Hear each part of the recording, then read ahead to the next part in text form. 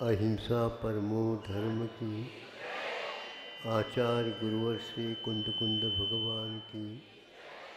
आचार्य गुरुवर श्री ज्ञान सागर मुनि महाराज की। भिन्न जीवों के पास भिन्न भिन्न भावाभिव्यक्ति करने के साधन सामग्री विद्यमान रहते हैं।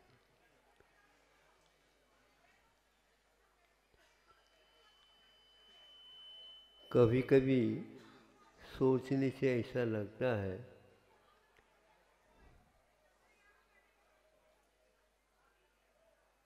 ध्यान लगाने के लिए या मन को शांत रखने के लिए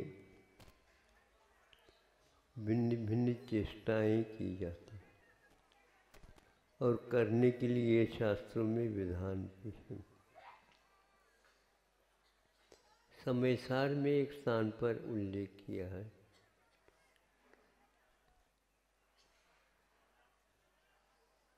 धारणा बनाओ।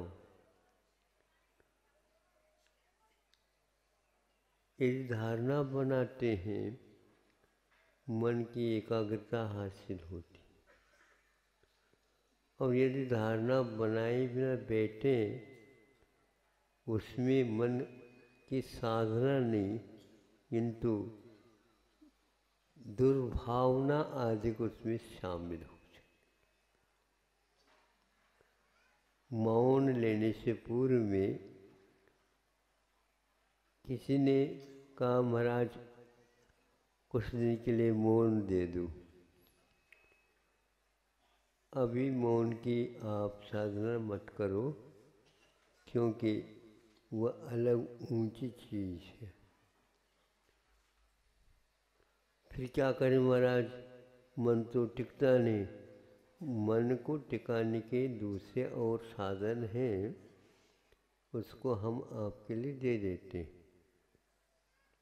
तो ये कहा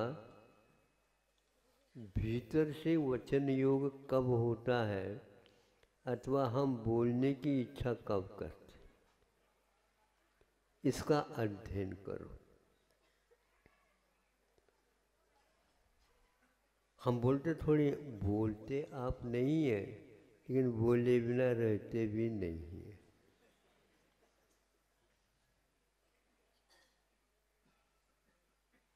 ये कैसे? तो आपको देखना है, उसको देखते नहीं है, बैठे बैठे रहते हैं और घंटों निकल जाते हैं, क्या क्या भूल गए पता नहीं।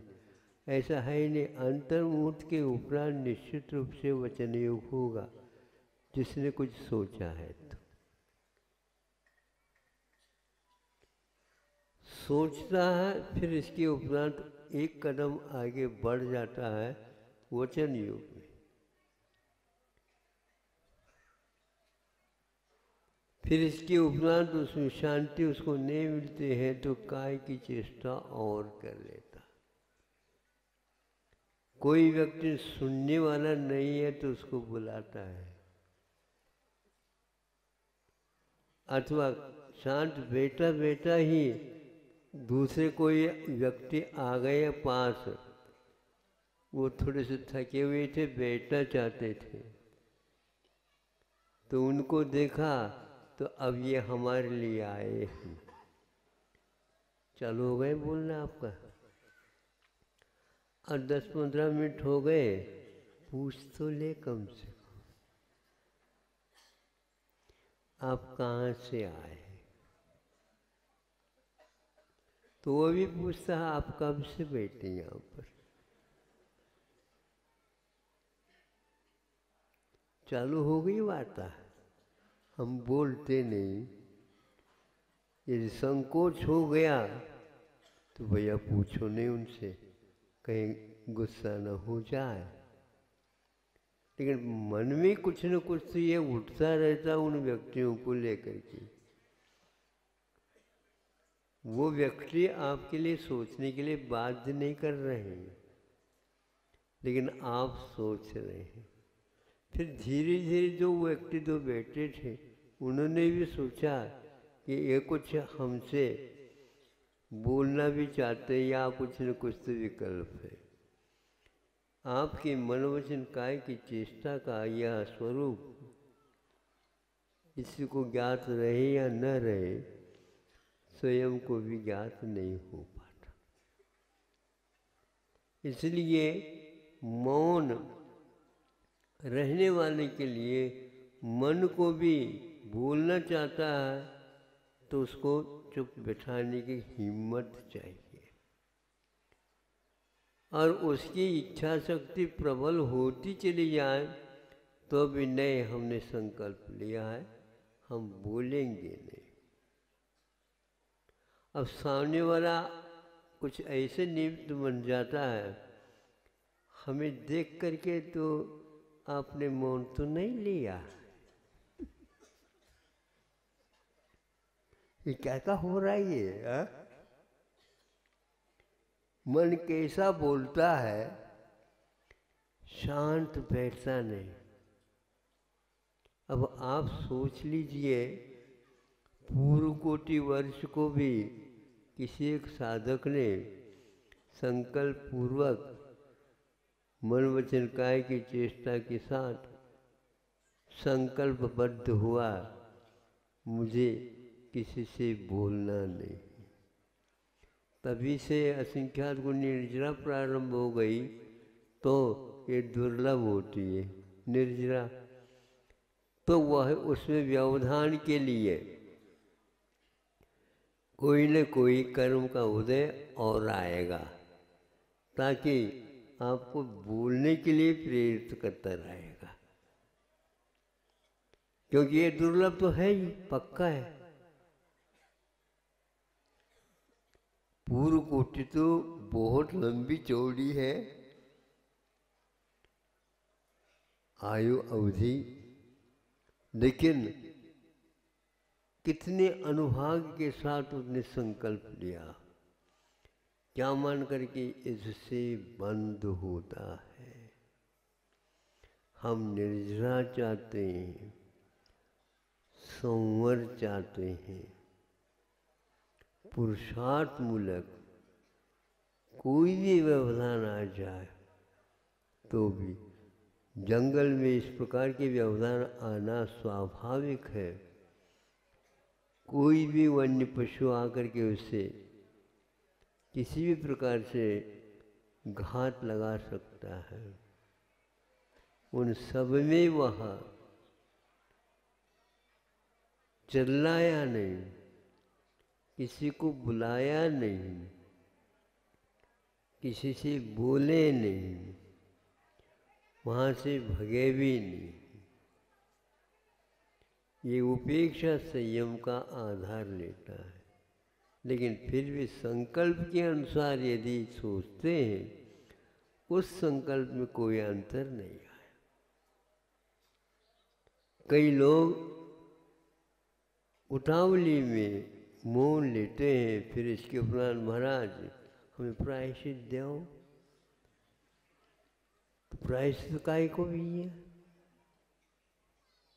आपने कल मौन की बात कही थी, तो हमने सोचा कि अब महाराज तो है ही नहीं, ऐसे कर ले, मौन ले ले। कब तक ले जाओ, अपनी सीमा तक बना लिया, लेकिन वो चला नहीं, 1 घंटा भी नहीं हुआ। लिया था तो अब टूट गया, टूट गए तो हम क्या करें। महाराज जी को ये भी बताना चाहिए था, थोड़े थोड़े ले लेते तो हम भी थोड़े थोड़े ले लेते। ये नहीं बताया। ढूंढा मिला, गुरु महाराज मिले, बोला वैसे देखो, मौन साधन करने के लिए अभ्यास भी चाहिए, दृढ़ता भी चाहिए, और शारीरिक और मनोबल भी चाहिए। वांग मनोगुप्तिर्यादान निक्षेपण आता है ना सूत्र, इसमें अहिंसा का परिपालन वह कर सकता है जिसके मन की दृढ़ता विद्यमान रहती। यदि आप वचन गुप्ती और मनोगुप्ती को नहीं रखोगे, महाव्रत की बात करोगे तो महाव्रत से बात तो नहीं कर पाओगे, महाव्रत की बातें कर दोगे आप। मैं ऐसा करता हूँ यार, चुप बैठो, शांति रखो। यदि मनोगुप्ती नहीं है, मन की स्थिरता नहीं है, तो आचार्य उमास्वामी महाराज कह रहे हैं हम लोगों को, वृत्तियों को, आप मन की अस्थिरता के साथ तो कब तक ये चलाओगे। दूसरा कोई भी सहयोग दे या न दे, आपने अपनी तरफ से इसका संकल्प लिया है तो उसे निर्वाह करें। परस्पर जीवानाम भी तो कहा तो है, इसमें कोई बाधा नहीं। पर के ऊपर उपकार करो, क्या कौन सा उपकार करो? ये उपकार करो पर के कारण आपने महाव्रत नहीं लिया। है क्या नहीं? सही है बात।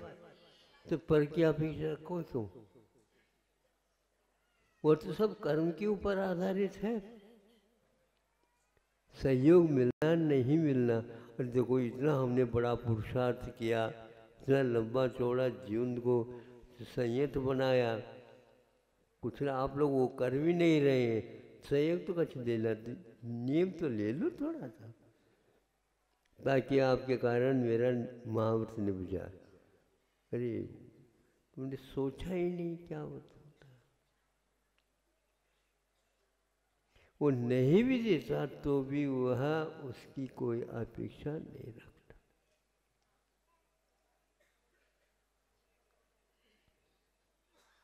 परालंबन असंयम की ओर चला जाता है। असंयम ही करे ऐसा नहीं, लेकिन संयम में थोड़े थोड़े धीरे धीरे ढिलाई के लिए कारण हो जाता। अंत में संलेखना के समय पर मौन लेने के लिए भी कहा जाता है, क्योंकि बोला ही नहीं जा रहा तो कम से कम मौन तो ले ले। भगवान का नाम तो ले नहीं सकते हम भैया। उसमें तो भैया तो कह दिया, उसमें भी भ आ गया, ये भगवान में भी आ गया।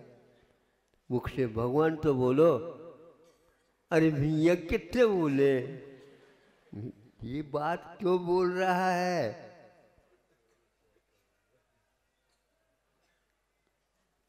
यह रोजमर्रा की बात है।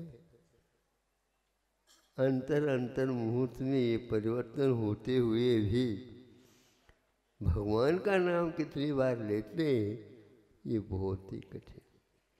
इतनी बार रोज दिन में भगवान बोलने वालों, स्वप्न में कितनी बार भगवान आते बताओ?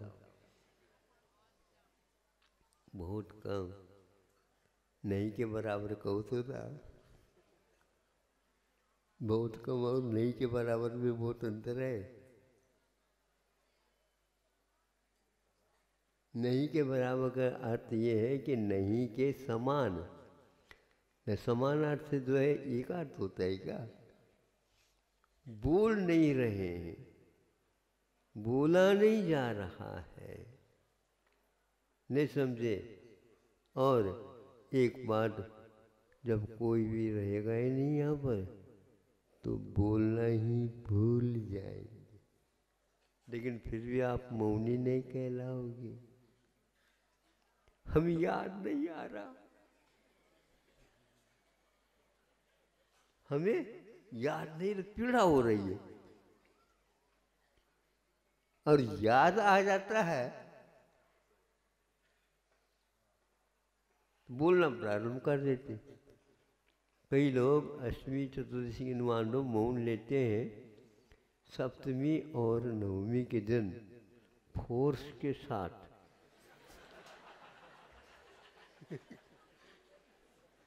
बोलते रहते। आप सुने या न सुने, वो तो कमर कस करके आज सुनाना है, बोलना प्रारंभ कर देते। नहीं चाहते हुए भी हम नहीं सुनना चाहते तो वो नहीं सुनते सामने वाला। हमें कहने दो। क्या होता है इससे? थोड़ा सा हल्का होता है। तनाव को दूर करने के लिए भी ये बताया जा रहा है, उससे कुछ न कुछ तो बुलवाओ, उसको बातों में लगा दो। और जब बातों में लग जाता है तो आपको कहता है वो बैठ जाओ यहाँ पर, आपने बातों में लगाया मुझे, कोई नहीं बोलूँगा। ये सिर दर्द होने लग जाता है। कई लोगों को बोलने से सिर दर्द नहीं होता, नहीं बोलने से सिर दर्द होता है। बुरा न मानियो। इधर आ जाओ, हम सुना देते हैं आपको। हाँ, धर्म की बातें सुना करो। हो, ये धर्म की बातें अब करेगा, उससे रहा नहीं जा रहा, ये नहीं बता रहा। अब वहाँ यदि नहीं आता समय पर, वो भी सोचता, उनको बुला, अरे हमारा काम करना था, उन्होंने कह दिया था मैं आऊँगा, क्यों नहीं आ रहा? नहीं आता तो अब पकड़ कर ले आओ। ये स्थिति होती है, आज भी होती आ रही है। किसी के लिए यदि कोई बोलने वाला नहीं है तो चैन नहीं पड़ती। इसलिए घर में बाल बच्चे रहे तो बहुत अच्छा है, नाते पोते के साथ तो कम से कम बोल ही ले।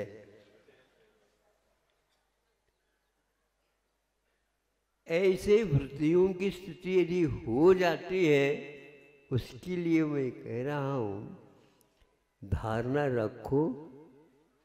किसकी धारणा रखो? पंच परमेष्टि की धारणा रखो।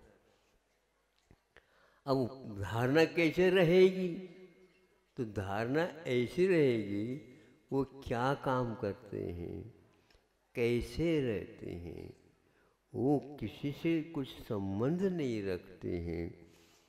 इस प्रकार आप उनसे संबंध रखो। आपके उनके साथ संबंध रखने से उनको कुछ नहीं होता, लेकिन उनके गुणानुवाद में गुणस्मरण करने से, कर्तव्य के बारे में सोचने से हमारा मन अशुभ से बच करके शुभ की ओर आ जाता।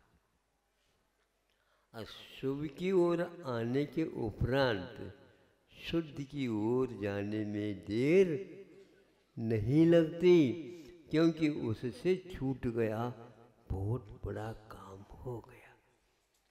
इसलिए स्तुति पाठ इत्यादि करने का कोई निषेध नहीं किया है। ज़्यादा पढ़े लिखे नहीं है तो पंच परमेष्टि का नाम जाप दे दो, अरन सिद्ध करो। वो भी नहीं आता तो यूं करो। ये क्या है? हाथों की एक्सरसाइज है क्या ये क्या है? और इसमें भी बोल रहे हैं नमोस्तु भगवान, नमोस्तु नमोस्तु नमोस्तु। तो ये सारे अवधारणा से आचार्यों ने हमारे लिए बताया 6 आवश्यक पलटे हैं, अगर आपके कर्म निर्जरा करने का ध्येय पूर्ण हो जाता है। प्रतिदिन का काम है, कोई सुने या न सुने। भगवान कभी सुनते हैं क्या आपकी बात? हे भगवान, एक बार तो सुन लो। हम सुनाते सुनाते सुनाते थक गए, आंखों का पानी भी कम हो गया। अब क्या तो हमारी आंखों में पानी लाओ, नहीं है तो आप बोलो हमसे। बोलते नहीं भगवान। आपने कभी कोशिश की है? भगवान तो बोलते नहीं है, भगवान तो दर्शन मात्र देते, बहुत अच्छा। वो बोले या न बोले, आप भगवान से बोल सकते हो क्या? नहीं। नियम क्या लिया बताओ। महाराज हम भगवान से बोलते नहीं हैं, वो नहीं बोलने का हमें नियम दे दो। हम नहीं दे सकते आपको, तो भगवान से बुलवाओ। देखो हम कोशिश कर लेते हैं भगवान आपसे बोले, लेकिन भगवान से बोलने के लिए पूर्व में कौन सी भाषा होती है, भगवान कौन सी भाषा में बोलते हैं, तो उसको पहले सोच लो। तो उनकी कौन सी भाषा होती है, आप ही बता दो महाराज। उनकी मौन भाषा होती है। वो भाषा सीखने के बाद आ जाती। कैसे आ जाते? दुनिया की भाषा को भूल, ये पक्का है। ताली बजाना भी भाषा है, इसलिए इन तालियों को बजाने वाले तो बजाने दीजिए, उसके द्वारा उनकी कर्म निर्जरा हो रही है। हाँ, हमारी बात पर उन्होंने ताली बजा दी और किसी के लिए नहीं। अब इसमें कौन सी निर्जरा हो गई? इसमें कर्म की निर्जरा नहीं हुई, इसमें नो कर्म की निर्जरा हुई। नो कर्म का अर्थ शारीरिक निर्जरा, जीर्णशील अवस्था आ जाए, आवश्यक नहीं पड़ेंगे आपके। इस प्रकार यदि आप भगवान से, ये भगवान आप सुनो या मत सुनो, लेकिन हमारी कर्म निर्जरा तो इस प्रकार करने से हो जाती है, इसे आगम में लिखा गया है। इसलिए बहुत अच्छा लगता है। दो व्यक्ति बैठते हैं और मौन धारण करना बहुत कठिन होता है, लेकिन भगवान तो दो है क्या नहीं है? भगवान सामने बैठे हैं, हम दो है। इसके बीच में किसी को मत लाओ, आपका समय हो रहा है। वृत्ति का अर्थ ये है भगवान और हम, इन दो के बीच में यदि कोई भी नहीं आए चल सकता है, लेकिन पंच परमेष्टि और हमारे बीच में कोई नहीं आया और हम उनसे कोई ताल्लुक नहीं रखेंगे तो दुनिया के साथ आपका संबंध अभी टूटा नहीं, चलता ही रहेगा। दिन भर भी बोले, रात भर स्वप्न में भी बोले, और जहाँ जाना है वहाँ पर भी बोलना। यदि नहीं बोलना चाहते तो एक इंद्रिय बन जाओ, बोलना ही समाप्त हो जाएगा। अच्छा है, कर्म बंद तो नहीं होगा, बोलने संबंध तो कर्म बंद नहीं होगा, लेकिन उसके मन नहीं होने के कारण मन में विचार भी कुछ नहीं आ रही, देखने के लिए आंख भी नहीं है, तो सबसे बच गया वो। सबसे ज़्यादा कर्मों की निर्जरा अथवा कम बंद होता है तो एक इंद्रिय को तो पसंद है। आचार्यों ने कहा कि इसको पसंद मत करो, काल अनंत निगोद मझार, ये है, बहुत भयानक है संसार। और यदि संसार से भय आपको है, फिर आपका संसार समाप्त हो जाएगा। संसार से डरो, भोगों से डरो, शरीर के प्रति लगाव से डरो, अनासक्त भाव रखो। यह प्रतिमाओं की पूर्व पीठिका रत्नगढ़ श्रावकाचार्य में लिखा हुआ है। श्रावक जनों, पंच परमेष्टि की सोवत जब तक रहेगी आपका कुछ भी नहीं होगा। कभी कभी कहने में आता है आपका बाल भी बांका, का मतलब बाल को भी कोई मोड़ नहीं सकेगा, मुड़ा हुआ रहता है। घुंघराले बाल, उसको क्या मोड़ना, उसको सीधा करना है।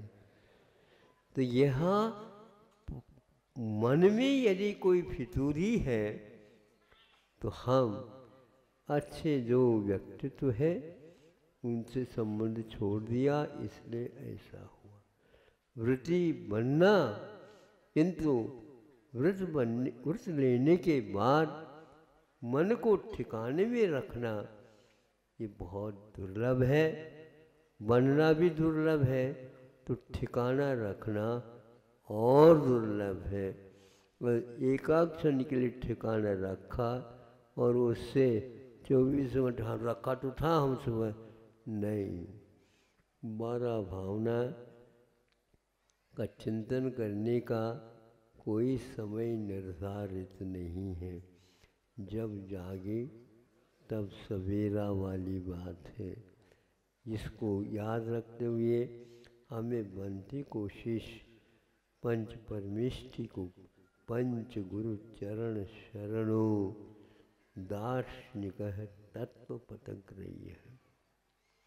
पंच परमेष्टि ही हमारे लिए शरण लेने योग्य है।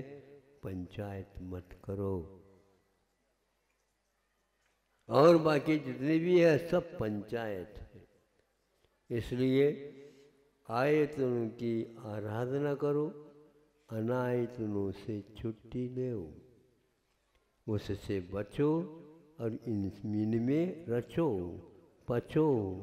फिर बाद में संसार रह जाए तो हमें पूछ लेना, महाराज हमारा अभी भी संसार कटा नहीं। ऐसा नहीं, ऐसे कोई बनाने की बात है क्या? वो चाकू से इत्यादि बनार कर लो, नहीं। कर्म कटते हैं, कर्म बनते हैं भावों से। इस प्रकार पंचमृष्टि की शरण लेना भी आज बहुत दुर्लभ है। अपने आप की शरण कितना कौन ले रहा है, आगम में सब लिखा हुआ है। पूरा पूरा लिखा हुआ है। शुद्धोपी की घड़ी क्षण कितनी बार आते हैं। और पंच परमेष्टि में यदि आलस हो गया तो कोई भी आपके लिए माई बाप नहीं। माई बाप का अर्थ समझते हो? हाँ, बहुत कठिन है। माता पिता, तुम ही माँ हो, तुम ही पिता हो, तुम ही भ्राता हो, तुम ही त्राता हो, तुम ही सब कुछ हो, लेकिन तुम ही सब ताऊ भी हो। ताऊ भी कहते हैं, ताऊ का अर्थ होता त्राता। भगवान को आप पुकार सकते हो, हे ताऊ, कष्टों से बचाओ, तारो तारो भगवान। एक बुढ़िया थी, बोलती थी, अरंत सिद्ध साहू पार के लगाओ। हमने कहा ये बढ़िया है। बिल्कुल, आप इसमें स्वार्थ भले ही रखो, पार होने के उपरांत बहुत अच्छा लगेगा। कोई बचाना हारा नहीं है, पक्का है ये। इसलिए अब तो सजग हो जाओ। बड़े बाबा का कार्य पूर्ण होने वाला है। संग लगभग पूर्ण आने को है। बड़े बाबा तो जहाँ थे वहीं पर है। फिर इसके उपरांत क्या होता है, यहाँ के लोग या सब व्यवस्थित होगा। बहुत अच्छी बात है, आपकी धारणा बहुत अच्छी है कि यहाँ की धारणा बना करके आए हो। उसी प्रकार जहाँ कहीं भी जाते हो सद्धारणा के साथ जीवित रहे। अहिंसा परमो धर्म।